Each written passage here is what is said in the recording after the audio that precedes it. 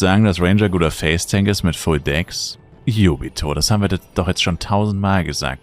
Blade und Ranger haben den Vorteil, dass sie extrem tanky sind aufgrund ihrer Stattung und dennoch den vollen Schaden machen. AOE ist in the game. Haben wir jetzt doch wirklich schon 1000-mal gesagt. Fast jeden Tag gefühlt. Gefühlt sage ich jeden Tag sowieso den ganzen Tag das Gleiche. Mein Leben ist ein einziger Terror, das wiederholt sich alles. Psychoterror, Psychoterror. Genau das will ich damit sagen, Yubito, ja. Also wenn du Face-Tank spielen willst, die leichtesten Klassen Blade, Ranger und RM. Mit denen ist es definitiv am leichtesten. Weil sie dir von Haus aus all das geben, was du brauchst, um einfach nicht zu sterben. Ohne irgendwas dafür tun zu müssen. Also irgendwas Außergewöhnliches oder 2 Charakter spielen zu müssen. Wobei ein zweiter Charakter es natürlich immer deutlich leichter macht, auch bei einem Ringmaster. Doppel-Ringmaster ist natürlich insane. Doppel-Merkaba, Doppel-Stonehand, Doppel-Heal. Doppel-Ringmaster ist crazy. Aber das gilt eigentlich für jede Klasse. Also, wenn man seinen Ringmaster aktiv spielt, also außer Hit and Run, da bringt es dir nicht wirklich was. Wenn du deinen Ringmaster aktiv spielst, dann ist das natürlich schon krass. Aber es gibt halt sehr viele Leute, die wollen das nicht, weil sie zu faul sind. Ich auch. Ich will das auch nicht. Kein Bock drauf. Ist mir zu stressig, zu aufwendig. Und ich bin zu faul. Aber wenn man es macht, vor allem eben als Face-Tank oder ja, als Face-Tank ist es halt wirklich schon crazy. Also eigentlich, wenn man es nicht macht, das ist so ähnlich wie 1v1 Psy und 1v1 Elementor. Es ergibt eigentlich keinen Sinn. Also, es ergibt wenig Sinn, Face-Tank zu spielen und dann zu sagen, ja, mein Ringmaster benutze ich aber quasi gar nicht. Und das sage ich, obwohl ich selber so Face-Tank spiele. Aber es bleibt halt eigentlich schon, also vor allem, wenn du deinen Ringmaster gut ausrüstest im Late-Game, dann auch mit Hernes-Stick zum Beispiel. Es bleibt so viel Damage auf der Strecke, einfach nur weil du zu faul bist, eine Taste zu drücken, so ungefähr.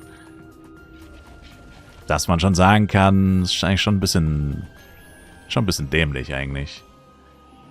Oder im Low-Level halt auch, wenn du strugglest mit Überleben. Naja, du müsstest dich halt einfach nur healen, dann wärst du vermutlich unsterblich. Also vor allem als Ranger und Blade. Aber auch, wie gesagt, mit Stonehand und Merkaba. Aber wenn man sagen muss, Stonehand und Merkaba, da musst du wirklich nur einmal alle 6 Sekunden eine Taste drücken. Oder sind es 8 Sekunden? Ich glaube, Merkaba sind tatsächlich 6 Sekunden, oder? Auf jeden Fall, eigentlich ist es nicht so aufwendig. Also sich die ganze Zeit aktiv zu healen, das schon.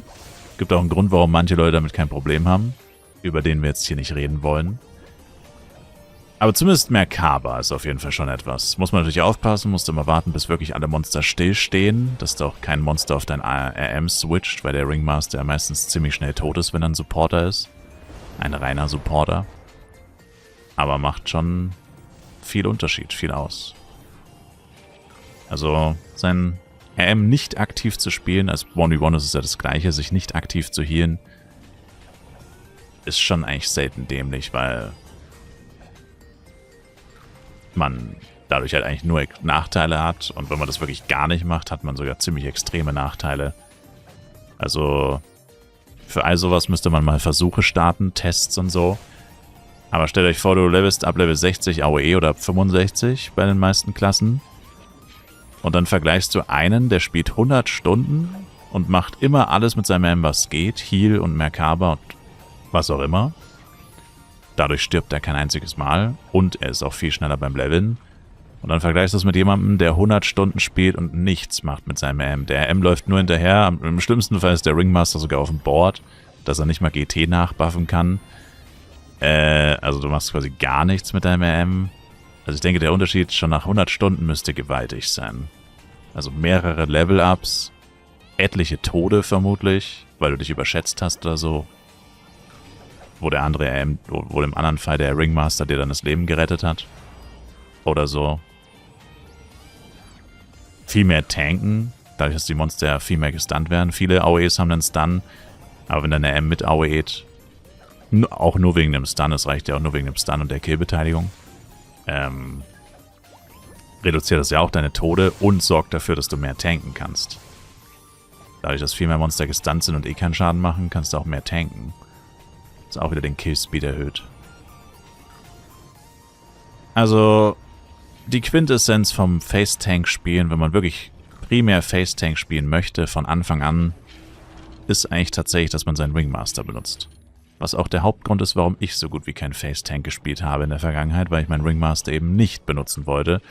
Bei Hit and Run kannst du, wie gesagt, sagen, dass es auch keinen Sinn ergibt. Weil was Krausch zum Beispiel bei unseren Tower Dailies immer gemacht hat, er hat Stonehand gemacht und dann Merkaba. Und dann sind die Monster, die mir hinterhergelaufen sind, gestunt worden. Ich bin weitergelaufen und dann sind sie weggelaufen. Gut, man müsste halt Stonehand nichts machen.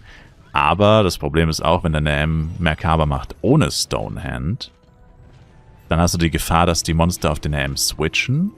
Und wenn du dann irgendwann mal nicht aufpasst, weil dir schon so viele Monster hinterherlaufen oder so, oder weil du kurz stehen bleibst und ein paar Skills spammst, und dann deine M steht ja immer etwas hinter dir, und dann machst du vielleicht Blinkpool und kommst weg, aber dann ist deine M, der hat ja keinen Blinkpool, deine M, erstens startet er verzögert, vor allem bei 200 Cast Time und so, er startet verzögert, und du hast ja gar nicht auf dem Schirm, dass ein Monster auf ihn Agro hat.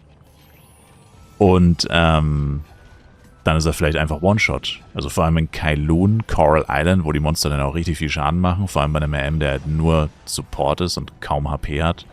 Dann ist der vielleicht auch einfach mal ganz schnell tot. Also bei Hit and Run kannst du gute Argumente dafür finden, dass es so gut wie nichts bringt. Vor allem auch Merkaba ist ja ein statischer Skill. Und wenn deine RM auf Support gebaut ist und nicht auf AOE-Damage, also kein Stick of Fairness zum Beispiel hat, dann macht er auch eh keinen Schaden. Also ich meine, wie viel Schaden macht meine M? Wir können es mal testen hier. Ich habe leider keinen Merkaba auf der Leiste, deswegen kann ich auch gerade den Cooldown nicht nachschauen. Das sind 7 Sekunden.